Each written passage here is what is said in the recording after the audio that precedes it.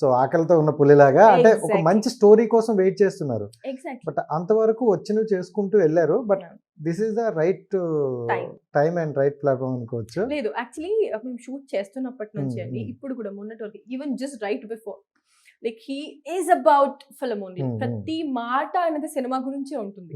So మొన్న కూడా like we were just talking, మన ప్రమోషన్స్ లో మాట్లాడుతున్నప్పుడు సినిమా సినిమా సినిమా 24/7 సినిమానే ఉంటుంది. బికాస్ అంత ప్యాషనేట్ గా ఉన్నారు, అంత ఆకలి మీద ఉన్నారు that he has to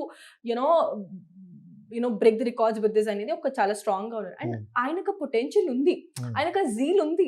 so ఆయనకు ఒక రైట్ పడితే it's gonna be blockbuster. అలాంటిది శంబాలా అవుతుందని వీఆర్ స్ట్రాంగ్లీ బిలీవింగ్. చాలా మంది అయితే స్ట్రాంగ్లీ బిలీవ్ చేస్తున్నారు. బట్ అవుతుంది కూడా డెఫినెట్లీ. బికాస్ నేను అఫ్ కోర్స్ టెక్నికల్ గా మేము కొంచెం సినిమా చూసాం కాబట్టి మాకు ఒక కాన్ఫిడెన్స్ వచ్చేసింది. దిస్ ఇస్ ట్రైలర్ ఇచ్చి మాకు ఒక కాన్ఫిడెన్స్ ఇచ్చేసారు. లేదండి, సినిమా అదే వైబ్ లో ఉండబోతుంది, ఇంకా దానికంటే చాలా బాగుండబోతుంది. సో ఆ వైబ్ ని మీరు ఎంజాయ్ చేస్తారు through out the film. First half వరకు అయితే ఒక నెక్స్ట్ లెవెల్ ఉంటుంది, సెకండ్ హాఫ్ ఇంకా అదిరిపోతుంది. ఇట్స్ గోనా బి ఎక్కడ మీరు డిసప్పాయింట్ అవ్వరు.